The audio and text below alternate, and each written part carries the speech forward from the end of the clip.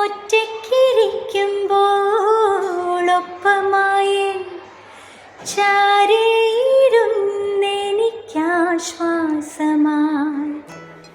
എല്ലാവർക്കും നമസ്കാരം. ഇത് എലിസബത്ത് രാജുവാണ്.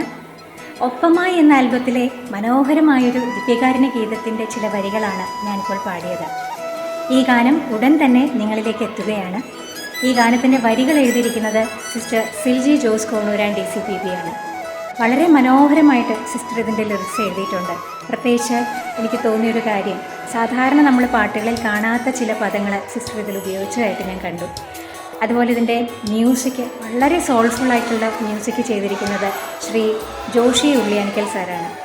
ഒരുപാട് നല്ല ഗാനങ്ങൾ ജോഷി ബ്രദർ നമുക്ക് സമ്മാനിച്ചിട്ടുണ്ട്. അതുപോലെ ഇതിൻ്റെ ഓർക്കസ്ട്രേഷനും ടോട്ടലായിട്ടുള്ള ഇതിൻ്റെ കോർഡിനേഷനെല്ലാം ചെയ്തിരിക്കുന്നത് ശ്രീ ഷെർദിൻ തോമസ് ആണ്. ഇതിൻ്റെ പ്രൊഡ്യൂസർ ജോസ് KO സാറാണ്. ജോഷി ഉള്ളിയാനിക്കൽ യൂട്യൂബ് ചാനലിലൂടെയാണ് ഈ ഗാനം റിലീസാവുന്നത്. തീർച്ചയായിട്ടും നിങ്ങളെല്ലാവരും ഈ ഗാനം കേൾക്കണം. നിങ്ങളുടെ വിലയേറിയ അഭിപ്രായങ്ങൾ അറിയിക്കണം. നിങ്ങളെല്ലാവരുടെയും സപ്പോർട്ട് ഉണ്ടാവണം. Thank U.